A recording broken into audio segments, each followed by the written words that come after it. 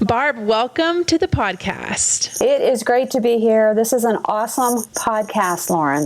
It's so helpful to have these relevant topics and all the different leaders and everything you do. So I'm thankful for you, and I'm just thrilled to be here today.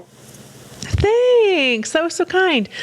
Fun fact, I learned about you and your role in writing curriculum in VBS through your daughter, because she emailed me and kind of incognito said, my mom would be a really great guest on your podcast. And I said, okay, let's bookmark it, because we always tend to do a fun conversation around summer and VBS in the beginning of the year. And as I was thinking through who should we have on this year, I remembered that email and I was like, I need to reach out. And so we're thanking your daughter for connecting us and allowing me to get to know you. And so I'm so excited to have you and just your wisdom here on the podcast today. Oh, that's funny. That's sneaky Abby. What your kids do, right? Oh, She's just fun. So proud of you. She's so proud of you. That's awesome. Thanks, Abby. Yes. Okay, so why don't we start off our conversation by you telling us a little bit about yourself and tell us kind of how you got into the world of kids ministry. Sure. Well, I just love thinking about how everybody has their gifts. Everybody has things they love. Everybody has things God gives them gifts in.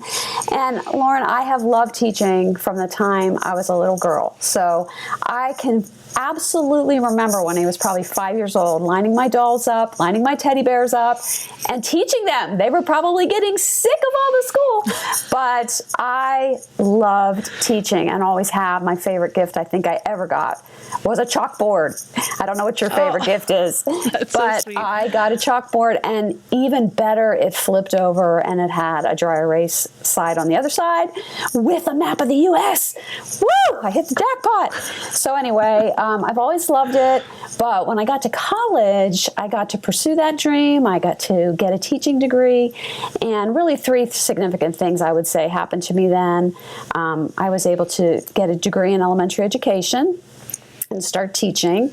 I also met my husband, my wonderful husband, and we ended up getting married and becoming not just partners in life, but partners in ministry, which you and I were just talking about. You and your husband are partners in ministry too, and it is just awesome. And we were not realizing that God was going to do that, but I'm so glad He has. And then the third thing that was the most significant thing was I became a Christian during that time. So I had heard the gospel earlier at a church camp. I had gone to church, but it just never had dawned on me. And we're kind of teaching our kids right now. We're going through Acts, one chapter at a time. And this week's was on Saul and his conversion. And I was just thinking about that today, thinking back to the fact that God really did shine a light and the scales fell off my eyes, figuratively speaking, when I was in college and became a Christian. So it's cool to see how God has just kind of woven that tapestry together. Those three things in my life have all come to the place where I've just been so involved in children's ministry. So after I got out of school, I was teaching in a public school, and I started volunteering at our little church that we were going to at the time. So that's how I first started in children's ministry, and I was a brand new baby Christian. I was doing the children's director position there just as a volunteer, and I was just learning right along with the kids because I didn't know all this stuff. And so it was so exciting to me, and it was so exciting to them, and it was such a sweet period of time.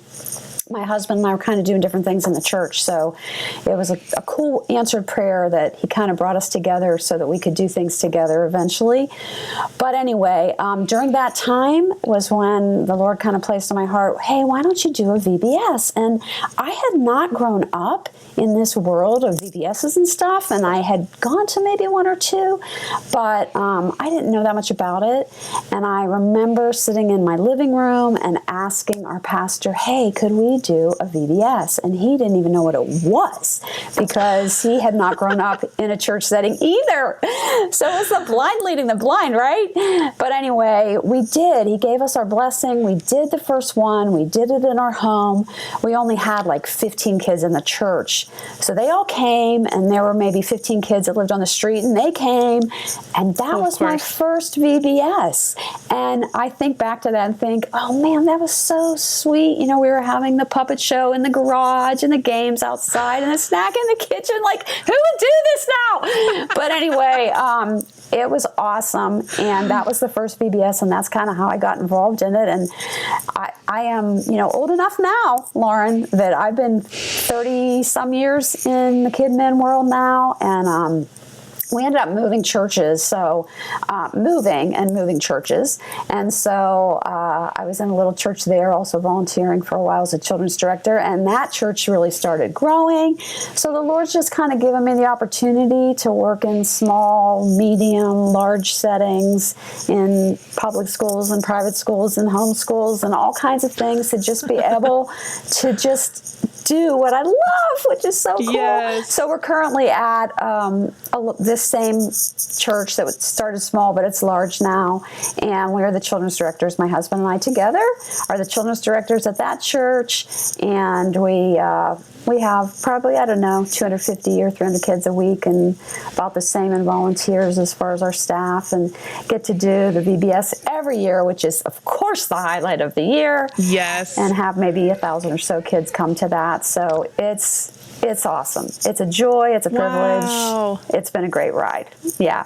Oh my goodness. Barb, what an incredible story of just like not only your faithfulness in every situation that you've been in, but just like how God has led you and given you this gifting, and how you're so like just your passion and your heart for kids and the gospel just like is like seeping through the screen right now, and it's just so fun to hear you and this story. And I want to just keep asking you questions, which is exactly what we're going to do. Okay. So kind of shifting gears, we're going to focus a little bit on VBS, because you wrote a VBS that is very well loved in the kids ministry world.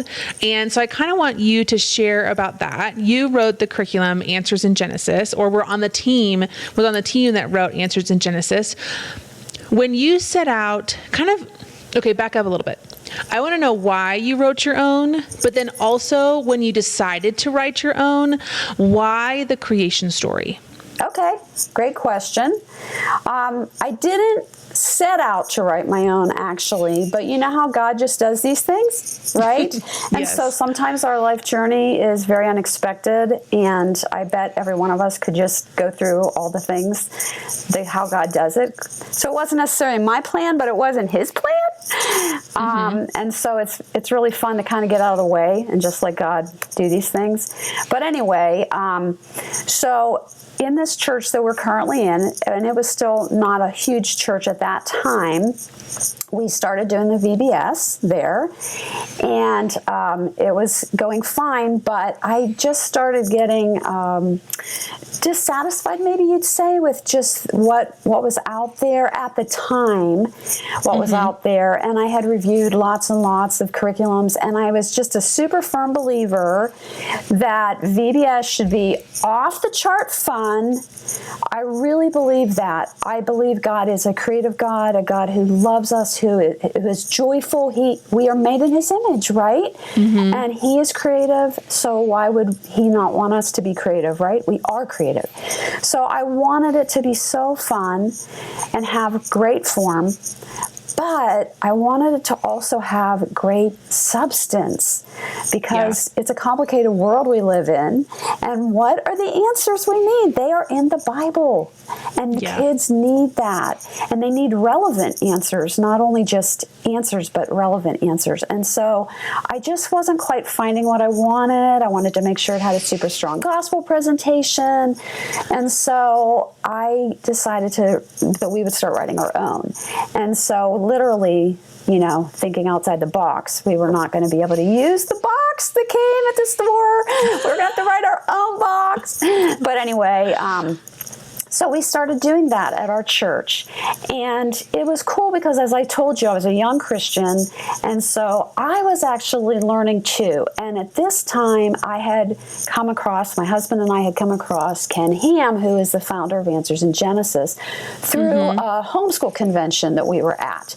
And this was a long time ago. Like, I don't even know how long Answers in Genesis had been up and running, but he was still with the overhead projector and with the transparencies, all right, and all this stuff. And so we're watching him, we're learning, we're growing, and in my mind that hadn't known this, I'm not only learning so much Bible knowledge, but I'm also connecting the dots and learning what I didn't realize was a biblical worldview, which is how to take the Bible knowledge and apply it to real life situations.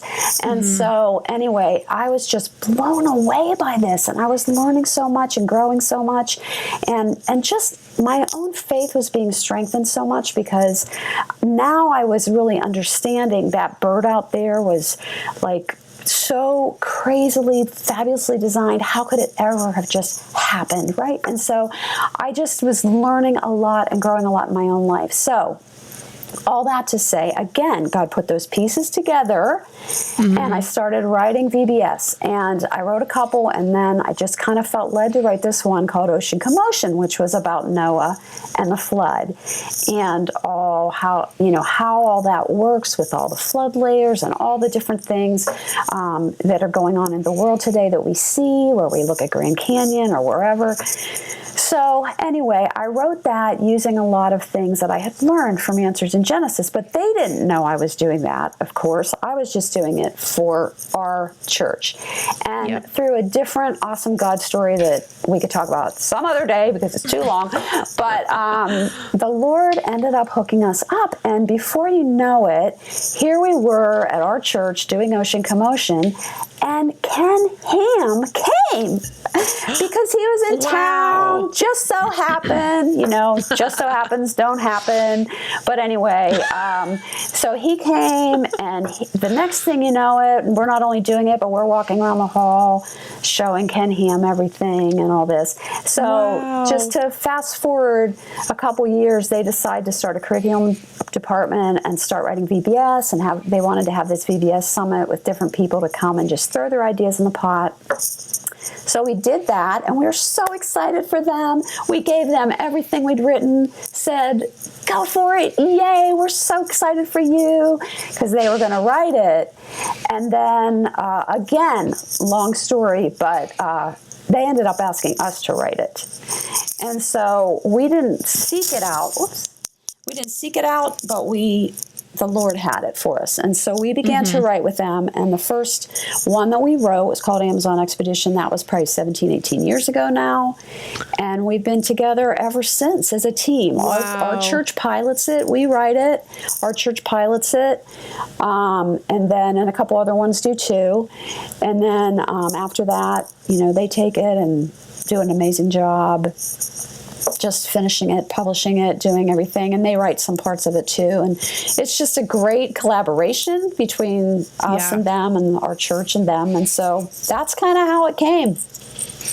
That's awesome. Yeah. So you're still right. So like, for example, you're piloting in 2024, you're piloting a VBS program that may come out in 2025. Exactly. And people would do anything to know what that theme is, but I can't tell you. I know. I was just going to ask you. I was like, Barb, tell me more. We're always ahead of the game. So our church does it, and then there's actually another medium-sized church in town that does it as well. And we take all our notes and make all our little revisions and stuff, and then we announce it to the world, usually around June. It's revealed. Yeah. Yeah. So what was last year's theme? That's coming out this year, right? For 2024. So the one that I'm always working on about 3 at a time, because it's the one behind and the one current and the one that's going to be the next one. But the one that's out now that everybody would be doing this year is Jungle Journey, the Great Jungle Journey. So we did that last year, and it's really a super heavy-duty, fabulous week-long gospel presentation is what it is. It's the 7 C's of history. It's It's cool. So we go through the 7 seas because we're on a jungle journey. We're on a cruise, a jungle cruise.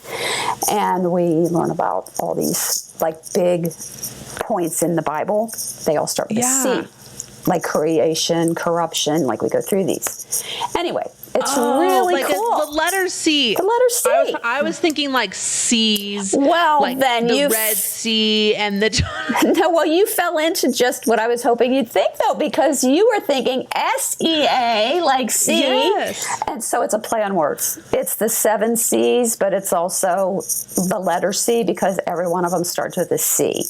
And so it walks the kids through like the big chunks of the Bible, Bible history, but it all goes to Christ and the cross. It all has to do with that.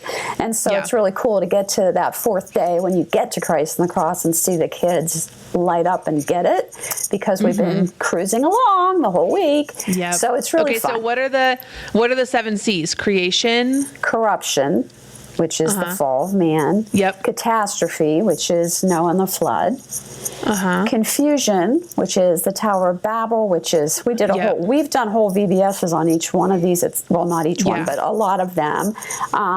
Confusion's awesome on how we all spread out, how the people groups came to be. The one we did that was all on that was kind of tackling racism and prejudice and all those kind of things. It was a really big topic at a big time when our country a few years ago was really going through a lot of that. But anyway, and then Christ, and then cross, and then consummation's the last word, how it all is completed and it all ends. That day was so exciting. Getting to talk about what heaven really is going to be like and what it's really not like. How do we find out? We find out from the Bible, and we just had a blast learning about that. That was a lot of fun too. So those are the 7 C's. So fun.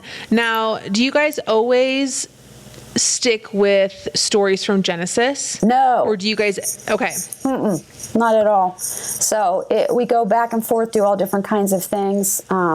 We did one a couple years ago called Zoomerang, which is all on the sanctity of life, which was cool because it came out the summer of the whole Roe v. Wade thing being overturned. And so it's been interesting to watch how God has often lined things up. I mean, like things are happening in the culture, and these are coming out, and there are these topics that are very relevant. But so we're trying to really teach them what the Bible actually says about these things. So we have hit all different kinds of topics, all different kinds of things. So sometimes it has to do with that, but not always at all. Yeah. I love that, because that is such a God moment, because you're writing curriculum for churches all over to use the following year. Right. And you have no idea what's coming. You're right. I do have no idea. And it is such a way that the Lord builds my faith, because I just see how he does this. This is not me, Lauren. This is not me or our team. This is God. This is all God. This is all his thing. I couldn't have thought this up in a million years, just the whole way this has come about, and how each one of these, the pieces of the puzzle of each one of these VBSs is its own little thing, and only he could be doing this. So it's cool. Yeah, that's crazy. Yeah. That's so crazy. Okay, so you've been doing VBS for many, many, many years. Yes. I would love for you to kind of share, how has VBS changed over the years, or how have you, from like your perspective in your church, but also like church, global church, we could do that, capital C church, how has VBS shifted? How have we needed to change VBS as kids, and the culture is different, and kind of give us some insight on where you feel like VBS is going. There's so many conversations right now of, is VBS still relevant? Do we still do it? Do we do something different? Is it worth it when the church down the street is also doing a VBS? Kind of like, I feel like there's a big question mark right now around Vacation Bible School. Do we call it something different? Do we get rid of it altogether? Is it actually beneficial? Is it really serving our community? Or is it just a like babysitting service for working parents? Those are all good questions. We could talk about all those for a long time. And of course, I would say it is I really think it's one of the most relevant ministries your church can possibly do. Because if you look statistically at it, first of all, kids are becoming Christians. Most people by age of 13 or something. It's something around 80% of people have accepted Christ by then. Your biblical worldview is also set by then. So this is a way to get people in your door who would never normally darken the doorsteps of a church, right? And we see this every year. We see kids come who haven't even heard of Jesus. We see kids from all kinds of different faiths or no faiths or atheistic faiths or cults or whatever coming because it's just a way, it's such a non-threatening thing for people to come to. And I don't care if they think it's a babysitting service. I don't care if they think, hey, this is 3 free hours during the day that I can drop my kids off. Praise the Lord, because they're in my building. And I have the opportunity to minister to kids who don't know Jesus. And even the ones that do know Jesus, I just feel like it takes them to a whole different level. We've had a lot of people say, we just grew up on these Answers VBSs, and these have mentored us, and discipled us. So anyway, I think it's highly impactful, highly relevant, and I think it's worth every single prayer prayed, every single dollar spent, every single minute spent on it. I think it draws your church together in a way no other ministry does. I truly believe, because you know how it is, all hands on deck for VBS. Yeah, and people, for sure. No matter what your gifting is, we need you for VBS. And you may not be a kids person at all, but you could do so many other things that we need, because you need everything for VBS. I just think it draws your church together. I think you see God work in ways. I think it brings so much life to the community. So I know I'm a little biased, but I think it's the most awesome thing ever. But anyway, how I've seen it change over the years. I mean, I think back, I probably did go to 1 or 2 when I was a kid, which was eons ago. And, at the time, I just remember sitting in a classroom and a teacher with a flannel board telling a story. And I remember being given a cookie. And that is really everything I remember about it. And so obviously one way it's changed is there's just so many more bells and whistles. It's got so much more form. We were talking about form and substance. And by the way, sorry about that. By the way, form does matter because beauty matters. Beauty matters. I think I look out at the world, and don't we all love to see the beauty of what God has made? Well, why wouldn't kids get excited when they come in? This is an opportunity for them to see a set and other things, work with their hands on crafts or do science projects or whatever. Beauty matters. And because, again, we're made in God's image, and He is beautiful, and He is creative. And so this is just a huge way we can show that. So I think the form has changed a lot. It's a lot glitzier than it used to be. But I think that's a great thing as long as we don't lose the substance. And I think that has changed too. At least I know through ours it has. We have tried to have such deep and rich teaching. I think it's not as moralistic as maybe it used to be. I think that's a way children's ministries changed a lot. I think a lot of things that we used to talk about were kind of moral, be a good person type of ways of saying things. And I think it's much more gospel driven now. And also, particularly with ours and maybe others, VBSs as well, we try to do so much with the biblical worldview, with the apologetics. So we're connecting the dots. Where are they going to go to learn these answers? That's why it's called Answers VBS. Where are they going to go to hear what the truth is about how to think about all these topics that are going on in real culture that they're going to come up against? So anyway, it's a way to really make it fun but have a substance. So I think that's one way that's changed. I think safety, of course, is an obvious way it's changed. Yeah, that's a good point. I can remember, long ago, 30 years ago, when I was at the beginning of all this, you would never have even thought about having a policeman. Why would you have a policeman in your church? I can remember somebody saying that to me at one point, and I did not get it because why would you do that? But now, you do that, and all the safety things that you need to do, those are very, very important. Technology, I mean, it has come a long way, obviously. Yeah. We no longer do, paper registrations. I mean, many people have gone totally digital, all the social media platforms, just all the ways, using video type stuff. I mean, ours has some video, but it's not like video driven by any means. But, you can watch a video of a creature feature or something like that. All those kind of technology things, those are ways it's changed. And as I said, I really do think on the positive end, it's much more gospel driven than it used to be and less moralistic. Yeah. So there's been a lot of adapting at our church. We've done those things. We've tried to make sure, we have adapted our all along all those lines ourselves, and it's going to continue to change because culture is rapidly changing. Technology is rapidly changing.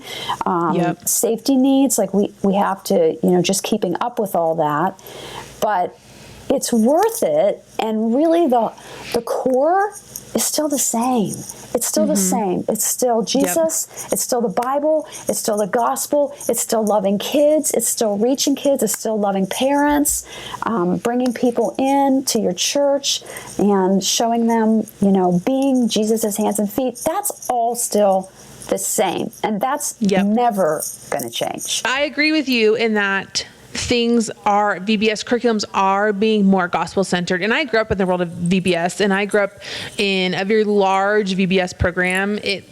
Looking back, it was one of my favorite weeks of the entire year. My dad would take off work. Both my parents would serve. I mean, one year my mom volunteered over hospitality for all the volunteers, and she made 25 bundt cakes. Oh, I love that. I love that. I know, it was the best. And so I have such a fond memory of VBS, but I do think it's changed as culture has changed. And I'm seeing a lot of kids ministry leaders understand the sacredness of VBS, I guess you could say, and the seriousness of just what you were saying of if these kids are coming into my building for 1 week and they're never going to enter the church again, what do I want them to know? I don't want them to know that all you have to do is be a good person. I want them to know that they can be saved through Jesus Christ alone. Right. I feel like there's been this switch of oh no, this week matters kind of more than it really ever has in a lot of ways, because some kids will come to VBS, but they'll never come on Sunday mornings. Yes, and that is so true. I couldn't say amen any louder. Amen, Lauren! But okay, so I have another question for you. If there was a leader who felt kind of stuck, maybe they don't have the leader buy-in that they're hoping for, or when you say all hands on deck, I know what that means, because even at my local church right now, it is all hands on deck. We have everybody participating, and not all churches get that. And so if a leader is feeling stuck with some buy-in from staff, or maybe they just feel like they're the only ones who really want VBS to happen, what would be your words of advice? How do you get some leadership buy-in when you're trying to create a VBS program? Well, I think you got to remember it's a spiritual battle. And so you might, even within your own church, sometimes, you might have your own little battles going on. And even though you're all believers, you love each other. You got to work through those. So there's ups and downs. So I would say, first of all, pray. I just cannot even emphasize it. I know that sounds like such a pat answer, but it's so true, because if we try to fight the battles ourselves, we're not probably going to win, or we're not going to have the fruit we could have had. But if we if we let God fight our battles, which are his battle. I mean, it's his thing. This is not our thing. It's his thing. So I think we just have got to remember that we need to bring it all to the Lord first. And just pray and pray and pray some more. And you haven't prayed enough, pray some more. Don't worry, pray, right? So just keep doing that. And then, communication, just talk with them, know your stats, know your vision of why you think it's so important, and try to come to them to help them see your passion. Be ready, be prepared as a leader of your area, so that you're not coming in, just half-cocked or whatever, but that you actually know your stuff. You're passionate about what you believe in, so they see that, but don't do that until you're prayed up. That's so good. That's so wise. Okay, on the flip side of that, if a leader is trying, maybe they have a great VBS program, but they just don't have the community buy-in, and they're trying really hard to spread the word, to invite neighbors and kids who are in the city. What have you done over the years to promote your VBS, or really get the word out, so that you do have neighbor kids, you do have friends of friends, and people at the local schools, and all of these people around your neighborhoods coming to VBS? We've done lots of things. At this point, we don't, because we are maxed out. Yes. So, but in the early days when we were starting from 50, and the Lord was just building this program, we did all kinds of things. We did some really fun contests where the kids, if they were bringing friends, inviting friends, that they were entered into things for drawings and stuff. And some people aren't into contests, but I think they're awesome. And the kids get so excited about it. They get it if they don't win, but it's just makes it so fun. And so we would do things like that. We would give everybody invite cards. We would have them pass them out. We made lots of yard signs. We went door to door and invited people. You have to be careful, like if you put stuff on people's doorknob things, or if you put stuff on their mailboxes, you have to be super careful with regulations. But we did things like that. We did spots on the local radio stations. We just tried to get the word out every way we could, and then we just encouraged our people. We really challenged our people, because the absolute best thing to do is word of mouth.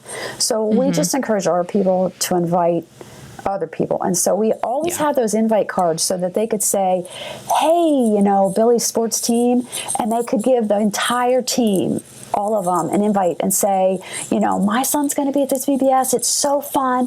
Do you want to all come? And sometimes an entire sports team would come, because somebody would, one person was on the team, and they would invite the whole team, and the whole team would come, or a lot of the team anyway, if they were free, and stuff like that. And so really word of mouth, I think, is the best thing of all. People at their offices, a lot of people would take those to their offices and pass them out.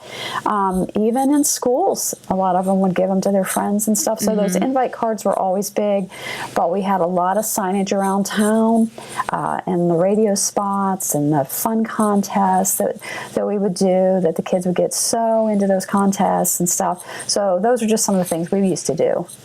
Yeah, that's so fun. When should people start promoting VBS? We would usually start about 2 months out. You could start earlier, but we would start so people just knew. At this point, we actually give a save the date, so it's way earlier than that. And we will send a postcard to everybody that's come in the past, so they will know that. Idea. They will know that 6 to 8 months in advance, because people a lot of times sign up for their vacations 6 to 8, sometimes even a year. So if we do know the date, we even sometimes tell them, at the end of this VBS for the next VBS, which is ideal. And so anyway, we send out a postcard for a save the date. But as far as just talking it up, about 1 to 2 months in advance is when we really hit it. Another thing we would do sometimes is we put on a little carnival beforehand, and that was just a little fun community thing that everybody could come to if they wanted to, and then we would invite everybody to sign up for VBS at the carnival. And so that was fun too. Now that's an investment, that's a big thing to do, and so now we tend to do that after as a follow-up instead of beforehand. We don't need to do it now beforehand, but we do it as a follow-up to bring everybody back. But that was something we did too. So that would be maybe a couple weeks beforehand. Now, obviously, we've got emails and all the digital stuff we can do as well to get the word out. So we do that, all our Facebook posts and all the other social media platforms. Yeah, that's great. Okay, so I want to talk a little bit about the leader who is doing VBS for the first time in 2024. Okay. They aren't sure what curriculum to get. They're still trying to make some decisions, trying to figure out what to do, have never done VBS before. Maybe they grew up doing VBS or maybe they didn't. Mm-hmm. Where should they start? What would be your words of wisdom or encouragement on like, here's what you should do first, or here's kind of the big things that you should focus on for year one of VBS? That's a great question. Again, I would start with prayer. I would start with prayer. I would always start with prayer. So I would encourage them that way. They're going to feel overwhelmed because it is overwhelming. Even if you've done it a long time, there's a lot to it. And so pray, spend time with the Lord, make sure that you are not coming from a dry well yourself, because it's really hard to lead when you are not, in the Word yourself, not praying. So I would encourage that. Practical steps, I would say, find a mentor, find somebody who's been there, done that, who can help you. Like, this is so fun for me right now because you said my daughter Abby is the one, like, she did that completely behind my back. But she is now a ministry director full-time at a church. Her church, they hired her, and it is a beautiful thing to see that happen because she grew up in this world and now she gets to do it herself. But it's so fun to get to mentor her. And so find a mentor. Find somebody that can pour into you. And if you don't know anybody or you're having trouble figuring out who that could be, again, pray. But also, there's a lot of online things you can do. Like, I know Answers, and I'm sure other VBSs have online forums. We have the Answers discussion group, and that group is great. People ask for prayer. People ask questions.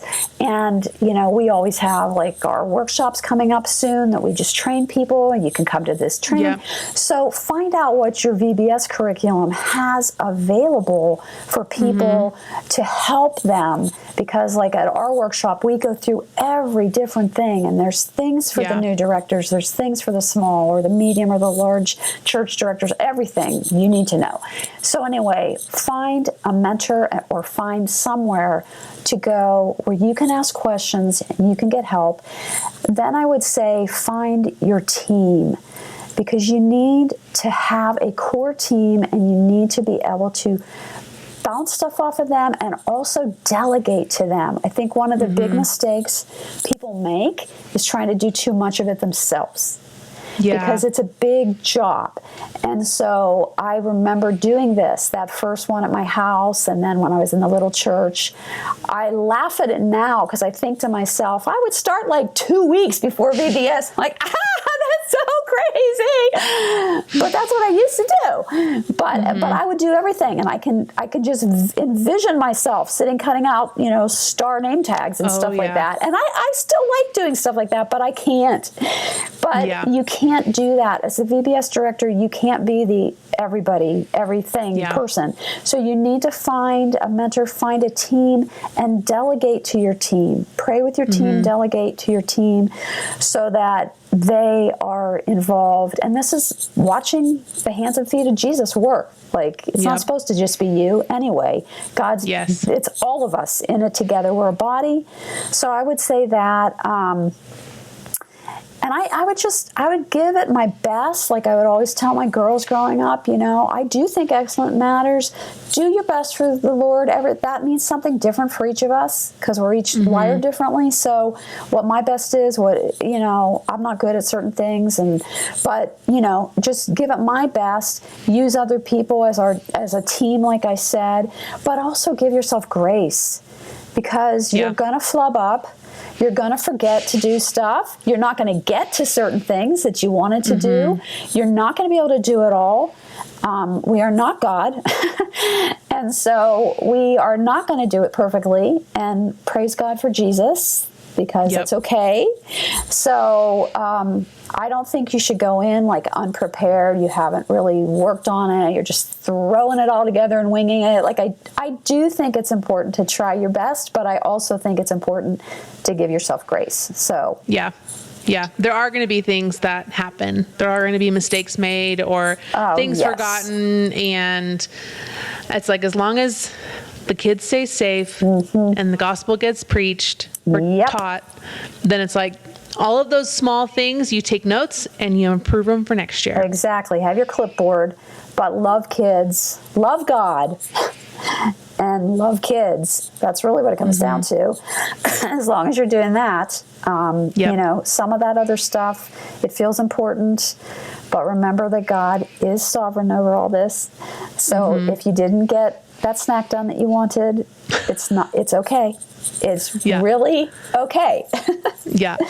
Give yourself truth talks. You need to remember that, because you know we all do that. We beat ourselves up a little bit, and it's like you just have to give yourself truth talks. God is still on the throne, and it's still okay. If you are the new director, He's chosen you. This is your role. He's given this to you, and He understands who we are. He knows you better than anybody, and your strengths and your weaknesses and everything else. It's okay. Give yourself grace.